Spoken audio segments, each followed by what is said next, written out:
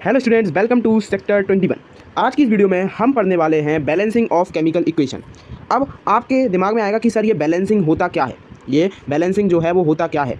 तो बैलेंसिंग का मतलब सिंपल है कि number of atoms of different element at reactant and product sides को इक्वल कर देना ही बैलेंसिंग है। मतलब अगर कोई एलिमेंट है, यहाँ पे रिएक्टेंट साइड, मान लो ये रिएक्टेंट साइड है, ये प्रोडक्ट साइड है। यहाँ पे रिएक्टेंट साइड कोई एलिमेंट है ए और प्रोडक्ट साइड है कोई बी। प्रोडक्ट साइड भी मान लो कोई ए ही है।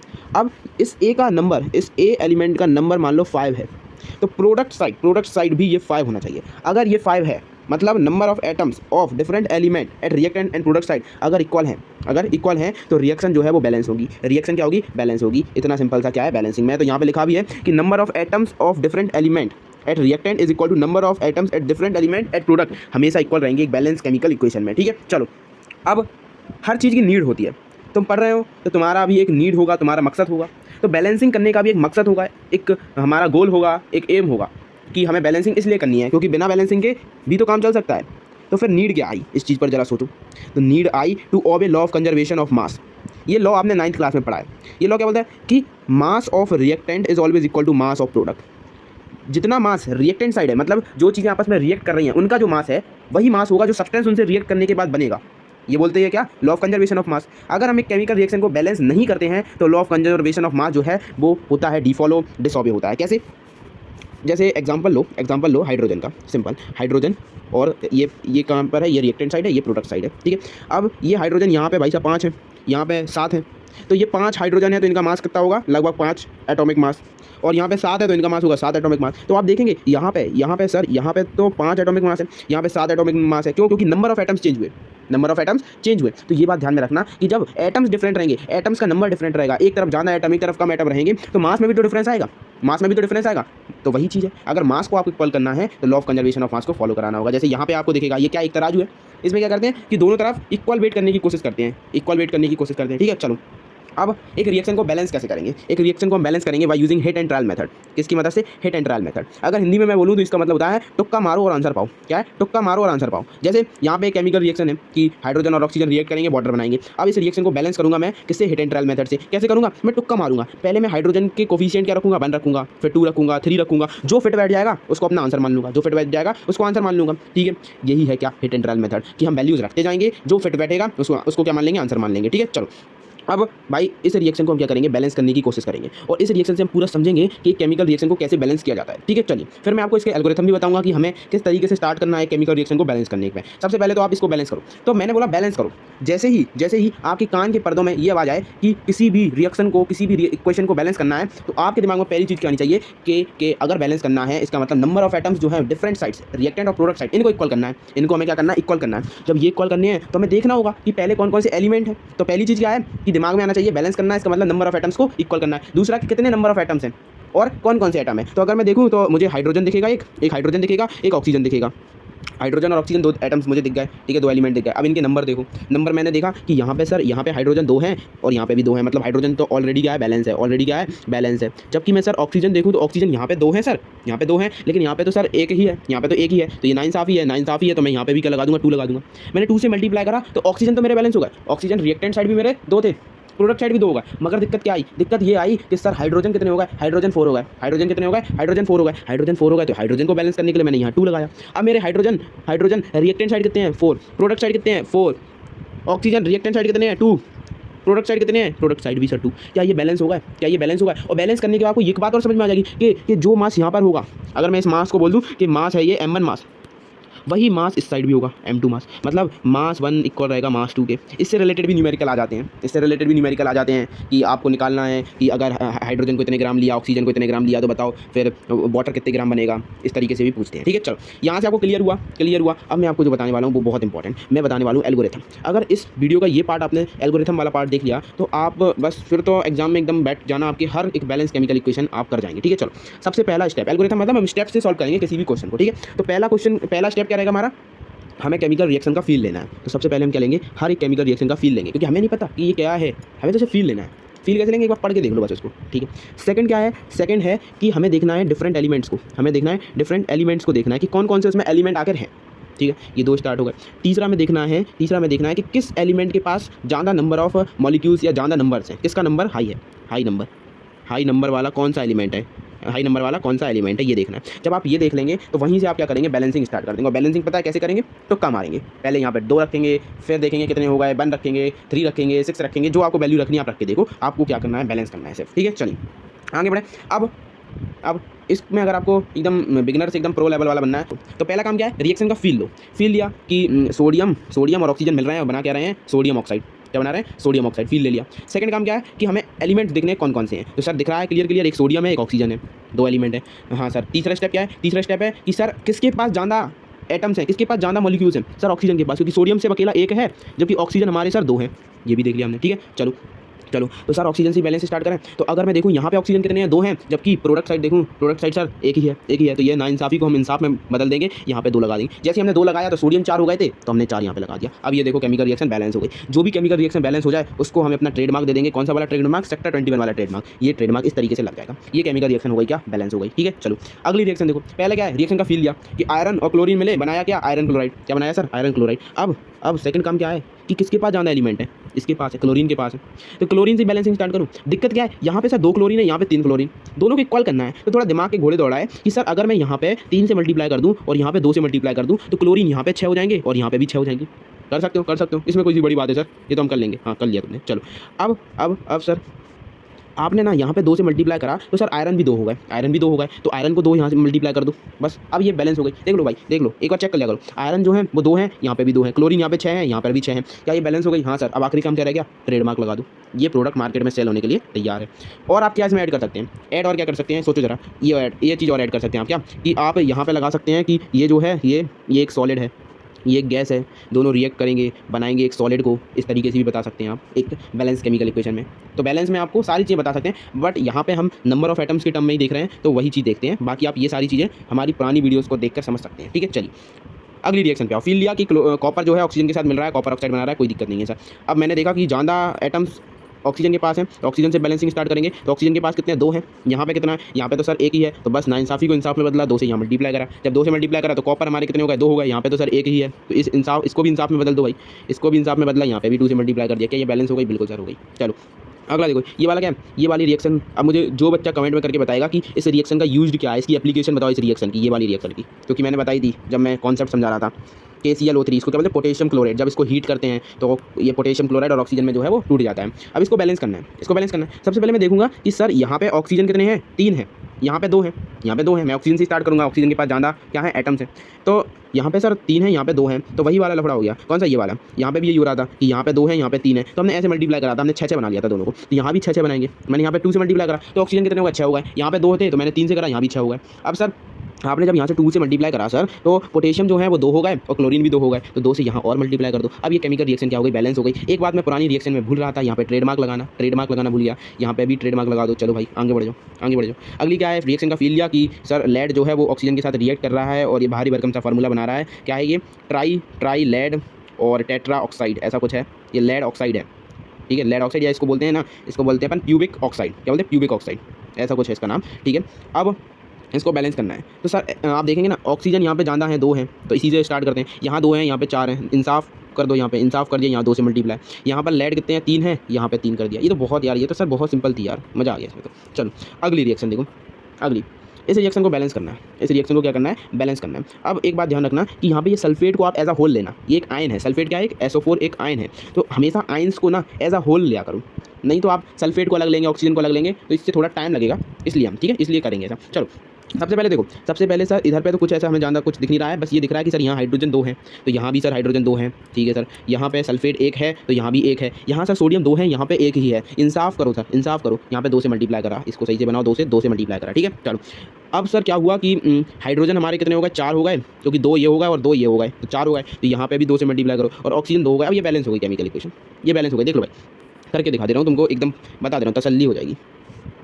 ये लो देखना, हाइड्रोजन यहाँ पे कितने हैं, 2 और 2 कितने हो गए, 4, तो ये 4 हो गए। सोडियम कितने हैं, 2, तो 2 हो गए, ठीक है। सल्फेट 1 ही है, सल्फेट का आयन, तो सल्फेट आयन इधर पर एक है। ऑक्सीजन 2 हैं तो ऑक्सीजन भी यहाँ पे 2 हो गए, ठीक है। चलो ये केमिकल रिएक्शन भी क्या हो गई, बैलेंस हो गई। अगला देखो भाई, इस रिएक्शन का फील लो कि ये क्या है, लेड नाइट्रेट। इसको हीट करते हैं तो ये लेड ऑक्साइड, नाइट्रोजन डाइऑक्साइड और ऑक्सीजन में टूट जाता है। इसको बैलेंस करते हैं। अब तुमको एक दिमाग में आएगा कि सर आपने पिछली रिएक्शन में बताया कि जब भी आयंस देखें तो उनको एज अ होल लो, तो यहाँ पे सर नाइट्रेट आयन दिख रहा है, NO3, ठीक है, दिख रहा है। तो सर इसको भी क्या हम होल लें NO3 को? नहीं बेटा, क्यों? क्योंकि आपको प्रोडक्ट साइड भी देखना, क्या वो आयंस टूटा तो नहीं है? अगर टूटा नहीं होता तो हम होल ले सकते थे, यहाँ तो टूट गया ना, क्योंकि यहाँ NO3 है, यहाँ NO2 हो गया, NO2 हो गया, तो हम इसको होल नहीं लेंगे, हम इसको एज इंडिपेंडेंट ले लेंगे। ठीक है, चलो अब सर सबसे पहले देखो तो सर लेड यहाँ पर एक है, यहाँ पे भी एक है। ठीक है सर, नाइट्रोजन यहाँ पे 2 है, जबकि यहाँ पे तो सर एक ही है। तो सर इंसाफ करो, इंसाफ मांगता है। चलो अब सर ऑक्सीजन यहाँ पे कितने हैं? 6 हैं। यहाँ पे कितने हो गए सर? यहाँ पे सर 8 और 2 10 11 हो गए। अब 11 को तो हम कर नहीं पाएंगे, तो पहला काम तो ये कर दो कि यहाँ पर 2 से मल्टीप्लाई कर दो, तो अब कम से कम ये ऑक्सीजन 12 तो होगा। जैसे ये ऐसे हो गए तो आपको देखेंगे कि लेड यहाँ पे लेड जो है वो 2 होगा, जबकि यहाँ पे 1 है, तो यहाँ पे 2 से मल्टीप्लाई करो, 2 से यहाँ पे मल्टीप्लाई करा तो लेड कितने हो गए? लेड हो गए सर 2 हो गए। ये क्या बोलते हैं इसको अपन, रुको, नाइट्रोजन कितने हो गए? 4 हो गए, तो यहाँ पे भी 4 हो गए।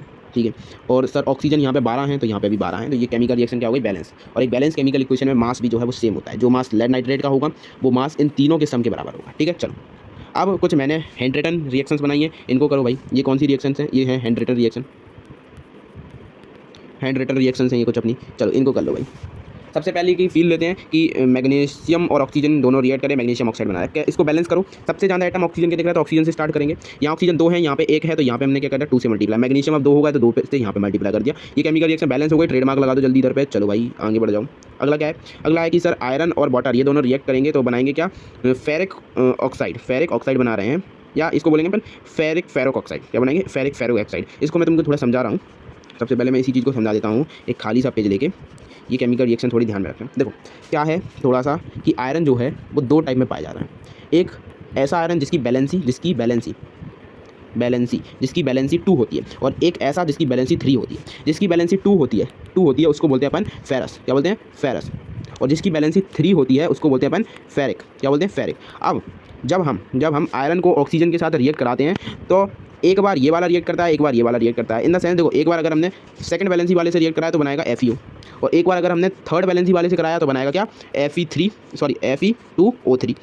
अब चूँकि हमने तो यहाँ पे कुछ बताया नहीं है कि वो वाली जो पुरानी रिएक्शन थी कि वहाँ पर आयरन फर्स्ट बैलेंसी वाला है कि सेकंड बैलेंसी वाला है, यहाँ पे तो हमने क्लियरली बता दिया। तो हम उसको रिएक्शन में लेते हैं कि जब भी आयरन जो है वो ऑक्सीजन के साथ मिलता है तो वो संग में दोनों बनाता है।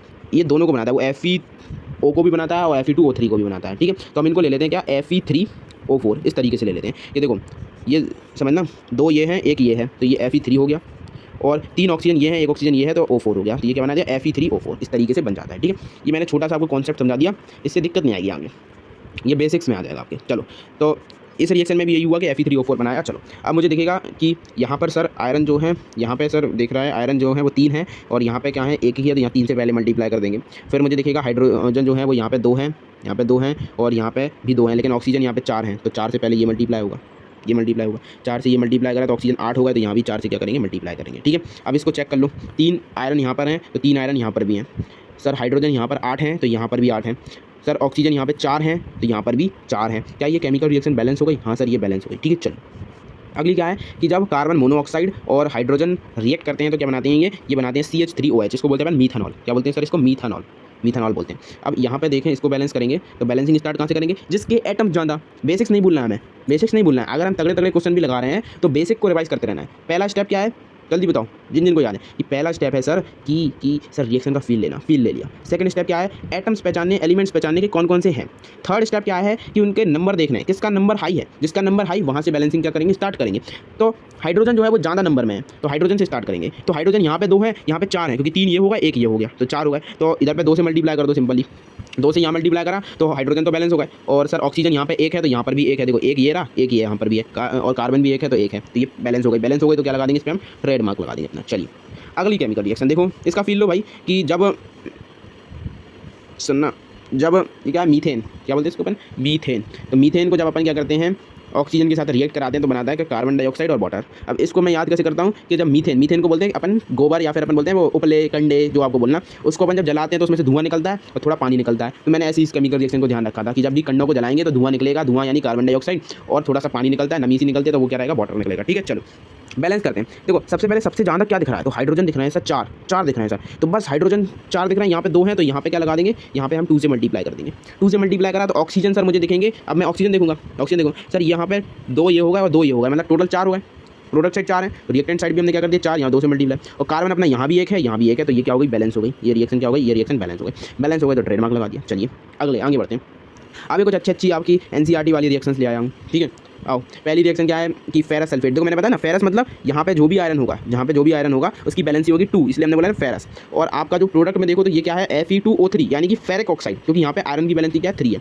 तो ये छोटे छोटे कॉन्सेप्ट हैं जो आपको ध्यान रखने हैं। अब क्या है कि जब फेरिक सल्फेट को अपन या फेरस सल्फेट को जो हीट करेंगे तो फेरिक ऑक्साइड सल्फर ट्राईऑक्साइड में टूट जाएंगे। बैलेंसिंग स्टार्ट करते हैं, ठीक है। चलो सबसे पहले देखो ना, यहाँ पे सर ऑक्सीजन कितने हैं, 4 हैं। यहाँ पे ऑक्सीजन कितने हैं, 4 है। जबकि यहाँ देखूँ तो 3 और 3 6 और 2 कितने होगा, ये जल्दी बताओ, मुझे तो इतनी गिनती आती नहीं। 3 और 2 होते हैं अपने कितने भैया, 5, और 5 और 3 होते हैं 8 हैं। जबकि यहाँ 4 है तो 2 से यहाँ मल्टीप्लाई करते हैं क्या सर, लेकिन इसको थोड़ा अपन को खिसकाना पड़ेगा तब ये होगा। लो भाई, यहाँ को अपन ने खिसकाया, इसको अब कर देते हैं। यहाँ पे हम क्या है, 2 से मल्टीप्लाई करा तो मैंने देखा आयरन भी मेरे बैलेंस हो गया। क्यों, क्योंकि यहाँ 2 आयरन तो यहाँ भी 2 आयरन है। यहाँ पे सर सल्फर 2 है तो यहाँ पे भी 2 है, एक सल्फर डाइऑक्साइड वाला, एक सल्फर ट्राईऑक्साइड वाला। तो क्या ये केमिकल रिएक्शन बैलेंस हो गई। हाँ सर, तो अगला काम क्या है, ट्रेडमार्क लगा दो। चलो भाई, मज़ा आ रहा है तो लाइक करो यार। आ जाओ, अगली रिएक्शन ये एनसीईआरटी वाली है कि जब सिल्वर क्लोराइड, इसको क्या करते हैं अपन, सनलाइट की प्रेजेंस में, क्या भैया, सनलाइट की प्रेजेंस में अपन इसको रख देते हैं, ये सिल्वर और क्लोरीन गैस में टूट जाता है। अब इस रिएक्शन का आपको क्या है, कमेंट में लिखना है, इसकी एप्लीकेशन लिखना है, ठीक है। इसकी अपन एप्लीकेशन लिखो या इसकी यूटिलिटी लिखो, क्या लिखो, यूटिलिटी लिखो आप कमेंट में, ठीक है। चलो अब सुनो, इसको बैलेंस करना है तो मैं देखूंगा सर यहाँ तो सर दोनों एक ही है, तो फिर प्रोडक्ट साइड घूमो।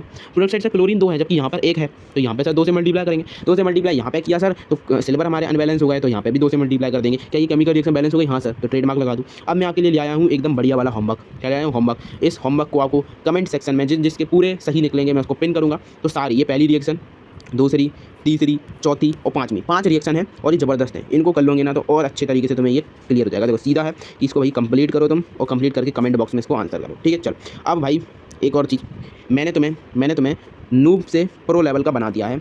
तुम पहले नूब थे, तुम्हें बिल्कुल नहीं आता था कि ये केमिकल रिएक्शन को कैसे बैलेंस किया जाता था। मैंने वो तुम्हें सिखाया, मज़े से सिखाया।